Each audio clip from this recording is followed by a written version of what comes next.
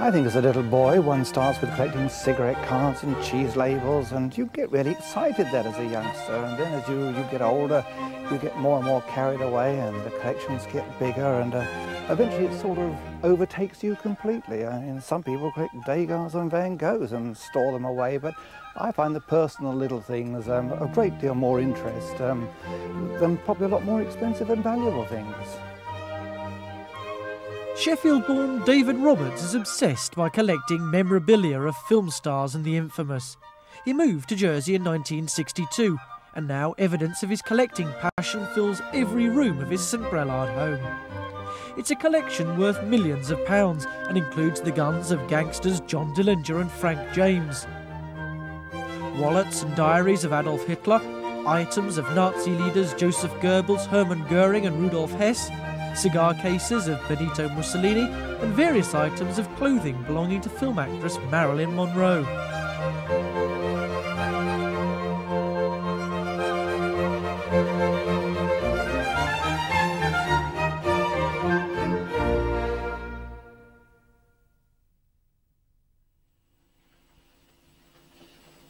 Now, what have we got here, David?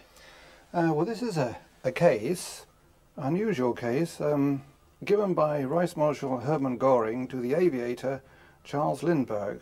And there's lots of other famous aviators' names around here on the side, from Wright brothers to Zeppelin. And inside, Goring has put from one great aviator to another. The Lindbergh family weren't too happy to announce that this was their property, and it went missing for a great many years. How it came into auction, I really don't know, but it is a genuine piece. And the Lindberghs, like a lot of other people, were very pro-Nazi in the 1930s. It's only when things got unpleasant that people ditched a lot of this stuff and did not want to be associated with the Third Reich at all.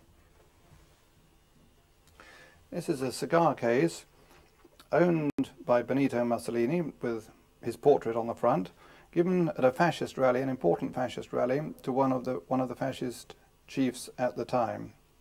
He was rather fond of these things. He rather liked to give these things, particularly when he had a lot of medals and ribbons and things like this. It's an interesting bit of Second World War history.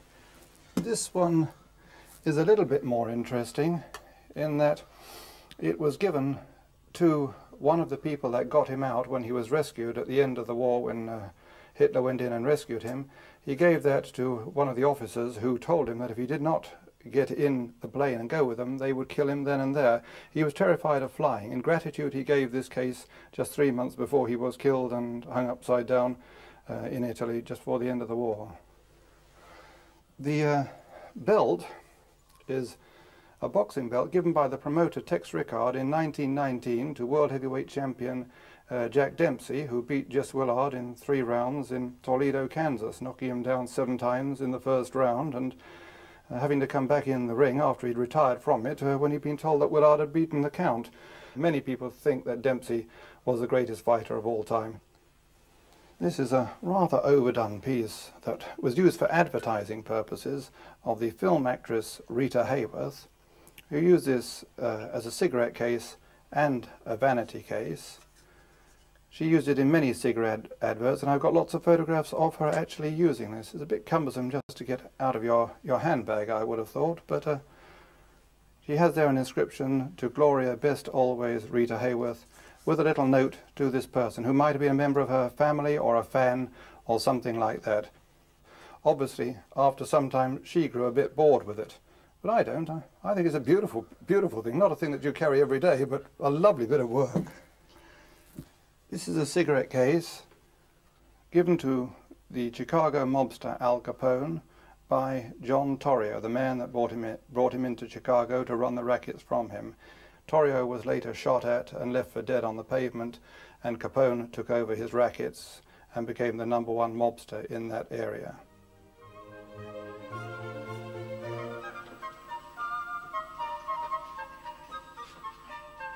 This was a gun that Madame Farmy Bay shot her husband, Prince Farmy Bay, in the Savoy Hotel in the 1920s. It's got a Bow Street Police Court tag on it.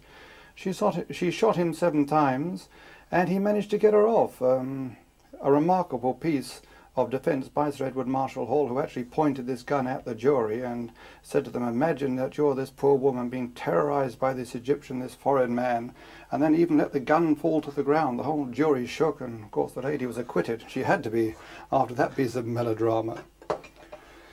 This, in Marshall Hall's own handwriting, is the green bicycle case. These are the bullets, in actual fact, that were found in the head of a lady who had been riding her bicycle quite harmlessly in the country lanes. She was found dead. Just before this, she had been seen in the company of a young soldier. The soldier panicked, he fled, he threw his green bicycle together with his gun and the case of his gun, which this is it, the holster of his gun, which he threw into the river. And in his panic, it looked like most surely that he would be found guilty, but in actual fact a brilliant defence again by Sir Edward Marshall Hall, and the man was acquitted, and quite rightly so. Moving over here, we have a rather dangerous looking weapon that is in actual fact not the least bit dangerous. It's rather blunted at the end. Used by the film actor Errol Flynn in The Adventures of Don Juan, where Flynn raced around the stage, and this is very light. I can see that you could do a lot of fast fencing with this. You're also telling me a funny story about when Errol Flynn came off the set. Yes, Flynn in typical mood came off, wiped his brow and said, "My God, that's the best, that's the bravest I've been yet." Put it down and off he went to see one of his lady friends, no doubt. Right. Right, well in here we have several effects of Wyatt Earp, of the gunfight at the OK Corral fame. This is a pair of his spectacles. People forget that Wyatt died in 1929, aged 80 years of age, so he had a long time to write his memoirs and rather embellish his life story. It's funny thinking of a marshal with spectacles like that, but he did need them in later life. He didn't like going out in public, though, with them. This was another piece of his. He was much hard up in his later life and was reduced to being a bouncer and a boxing referee and a card shop and a bigamist, amongst other things. This is a $20 gold piece given to him by Colonel Schneider that for some reason Wyatt would never let go. It obviously meant something to him, and he was not a particularly sentimental man.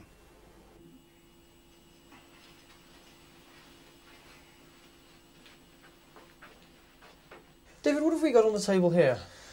Well, this gun here is a Sharp's Buffalo gun. It's terribly heavy and was used more as a murderous club by a bad man from Dodge City called Ben Hodges. Hodges, as you can see from the crack down the stock there, killed a man in Dodge City by hitting him over the head. He was not a particularly nice character and was hung up by the vigilantes for horse stealing. He went round with rather a crooked neck for many years after that, but worse still, whilst he was being hung up, he begged for his life, and they cut him down, but they cut his Achilles tendon, so he couldn't mount a horse after that. And I've got photographs of him stumbling around Dodge City with this gun, where he was considered a nuisance for many years. Of course, when he died, he was put in a pauper's grave, and since then he's now become a cult hero. So now they've got a big statue of him, and he was now the great horse thief and great gunman of all time. In his day, he was a perfect nuisance to the authorities. The Stetson belongs to the American film star John Wayne. Wayne was wearing this in the 1950s to promote a film when he came over here, and he would strut around town with this on, and he went to one particular do that the pictures were doing of him, and a man working for the studio came to him and said, "Mr. Wayne, I love your hat." And he, in typical John Wayne fashion, said, "You like it, buddy? You have it," and plonked it straight on his head. I mean, that was typical John Wayne. I got a letter from the man to this day who can remember the incident actually happening. The other the other Stetson, is a much bigger affair altogether, and was owned by the silent cowboy star Tom Mix. It's strange today that not many people have heard of Mix, but in his day Mix was as big as Charlie Chaplin or Laurel and Hardy. He was a tremendously big name in the cowboy world.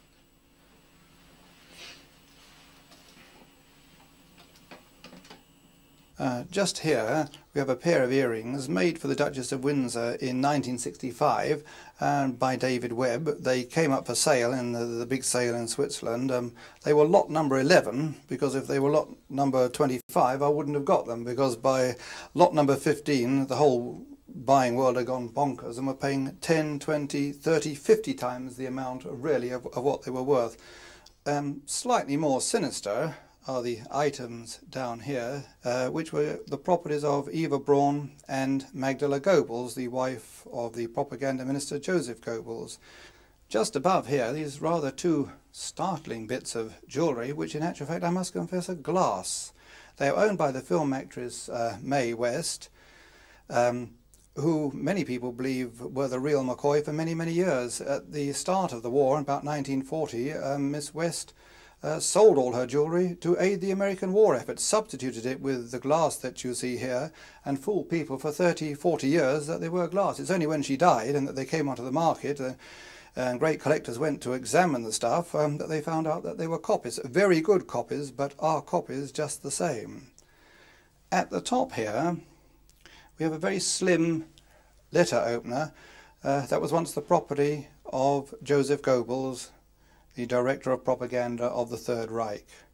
The case here with the German inscription upon it, an unusual case because it belonged to Rudolf Hess. Most of the goods that belonged to Rudolf Hess were either confiscated by the state when he flew to Scotland or just disappeared. Not much Rudolf Hess stuff has survived today. Well, we've got a mixture here. Starting here at the left is a theatrical item, part of the theatrical and film collection I've got. It's a stock worn by Charlie Chaplin in the film Limelight. Strangely enough, these things in the 40s and 50s were given away by magazines to winners of competitions. Today they cost a fortune, but in those days they were just given away just if somebody won a competition. I think it was Picturegoer in actual fact sponsored that one. Coming down to here, we have one of the 6 pen sets that signed the Versailles Peace Treaty.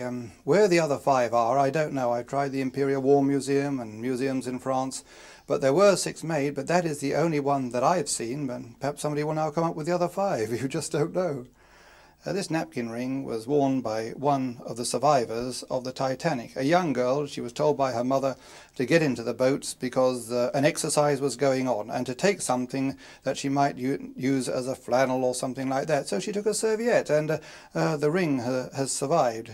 She was only very young at the time, has since died, but of course when they got in the boats they didn't really know what they were going into. It was one of the few things that escaped and that did not go down with the Titanic. Coming over to here, we have a rather worn wallet, but when you consider that it was used by Hitler at the time of the First World War when he was a corporal, inside are numerous photographs of him and of other people. We don't know who they were, but it was a very interesting bit of history at that time. If those people could be identified, it might show something upon the character of the man. In actual fact, the other wallet here, this side, is a slightly different affair, because it contains many photographs of him which were given out at political rallies in the 20s and 30s. It's a nice wallet. It was confiscated by the state for about 20 years and the lady whom it owned to had to fight the state for over 20 years to get it back. This rather plain diary was once the property of Adolf Hitler, rather giving away the facts that he did not keep a day-to-day diary, as has been exposed recently in various press articles, and some historians erroneously declaring that he did. This one was done in 1925. It's got a few listings of telephone numbers and people's names and just addresses and odd notes, which is the only thing that he really kept. The strange thing is, looking at the front of the diary, that you in actual fact see that it is a Jewish diary with all the dates of the Jewish festivals. A kiss on the hand may be quite continental, but diamonds are a girl's best friend. A kiss may be grand, but it won't pay the rental on your humble flat or help you at the automat. Well, I've got a lot of items from most of her major films. Starting there with the green outfit was the one that she wore in Bus Stop. I think that was the greatest acting role that she ever had. She was in that costume through about 80% of the film. Very interesting costume, that. Next to it is the polka dot wraparound that came from the costume that I bought a few weeks ago, which was the advertising costume from There's No Business Like Show Business. She's looking a little bit tattier, I'm afraid, as it gets more and more filmed and more used. Next to it is the blouse that she wore from the film Let's Make Love. This was the film that she did with the English actor Frankie Vaughan. She gave this at the conclusion of filming to her German maid, and her German maid later sold it on. Evidently she liked it personally, and if she liked things from the end of her films, she took them home with her. The furs, which come from The Prince and the Showgirl, she was offered, but for some reason didn't take it up. She said that they didn't really go with her colouring and one thing and another, but in actual fact it was believed by the costume mistress at the time that she just didn't have the money for it, and was getting a little bit fed up with Laurence Olivier and the film, and really wanted to go home to California. The shoes, I think, are a rather pitiful reminder of her. They were found in the cupboard, in a cupboard in the room where she died. I don't know that she wore them to any particular function. I don't think so. They're just nice Italian shoes. And the red dress is the most famous probably that I've got. Comes from Gentlemen Prefer Blondes. This is the dress in which she sang Diamonds Are a Girl's Best Friend with Jane Russell. It's a very heavy dress. I don't quite know how she did a dance number in it, but I think that's my favourite dress. It belonged to Hugh Hefner of the Playboy Club, and he actually outbid me in London for it several years ago. Then I think he's had some financial reversal since then, so it came up in Christie's in New York, in a minor sale in Christie's, New York, and I bought it for about £5,000 cheaper than I would have had to have paid for it 3 years previous. So sometimes it pays to be the underbidder. Best friend.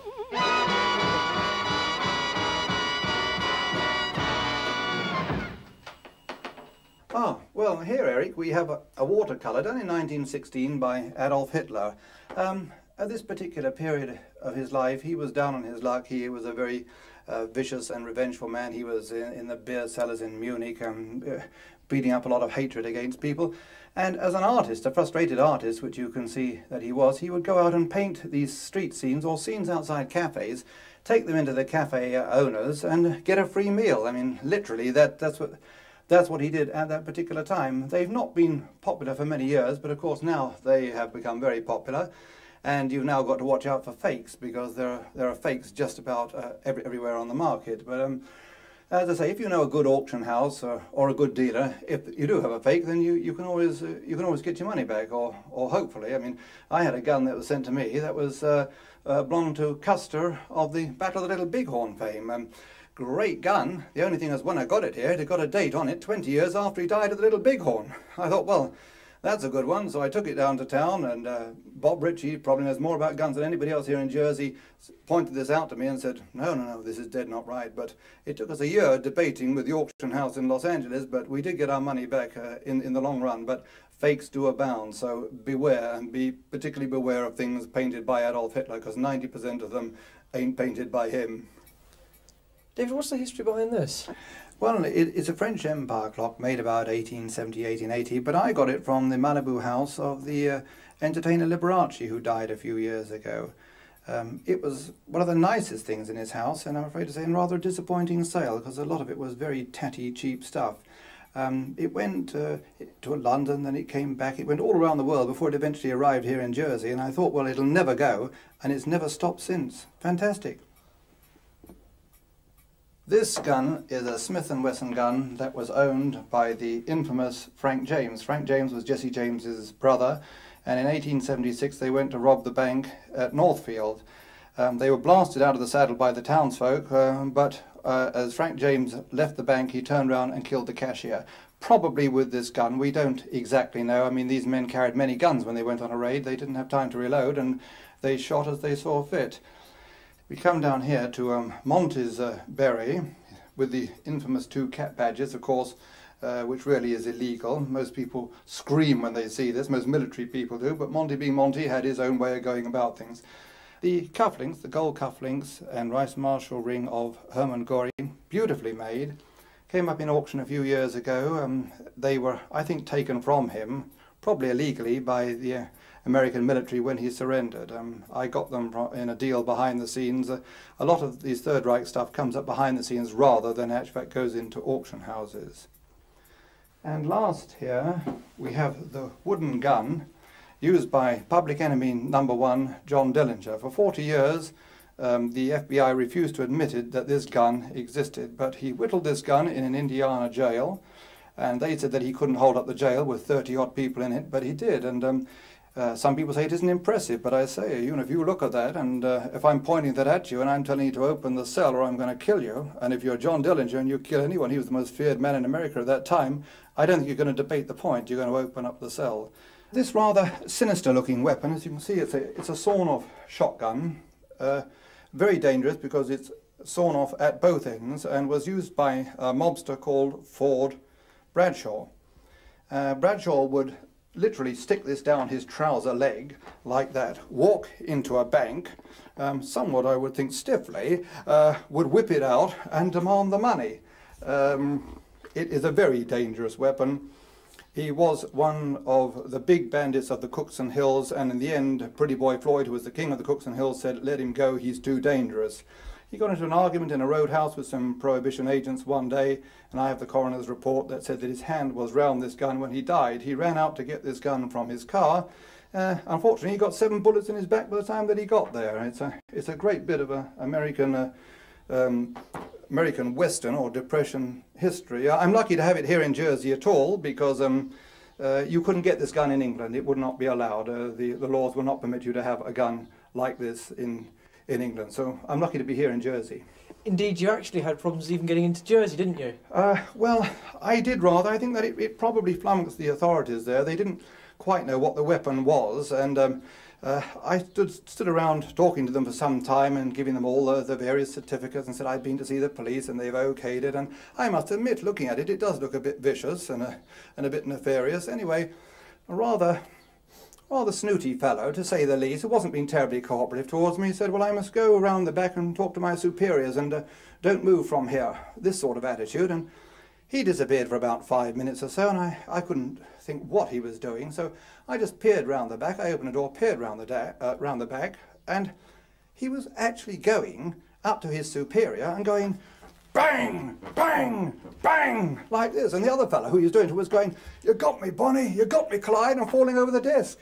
I couldn't believe it. I closed the door, I came back and looked all sort of po-faced, and then he came out to me and said, "Yes, we've had a good look at this gun. If you're a good chap, we'll allow you to keep it, but keep it under lock and key." And with that, he gave it to me. So I didn't argue with him. I was just glad to have it by then. But why is it that you collect things from the infamous people rather than the famous people, perhaps sports people? I think the infamous is with us all. I always think that when you go to the chamber, when you go to Madame Tussauds, you always want to go to the Chamber of Horrors. When you go to the Tower of London, you always want to see the chopping block in the bloody tower. It is the rather nasty things, I think, that do intrigue one, than rather the nice things. How much would you say your collection is worth? I suppose we now have gone into over the £1 million range. Probably it wasn't anything like that when I started collecting, because, as I say, I started collecting with just things worth 6pence and a shilling 30 years ago, 40 years ago. But I mean, it has sort of, it's overtaken me really now. Would you ever sell anything? No, no, not really. I have had to sell film posters. I mean, I've sold 1,000 film posters and 10,000 film stills. I've sold hundreds of letters and probably thousands of comics, but this was ephemera that was getting a bit dusty underneath the bed, and people were complaining they couldn't clean underneath the bed, and so I had to get rid of a lot of that, and the books and things, and some letters which I sold a couple of years ago now, and historians now ring me up for those letters, and I deeply regret having sold them. I don't think I'll really sell anything again now. Now, if there's one item you'd really like in your collection, what would it be?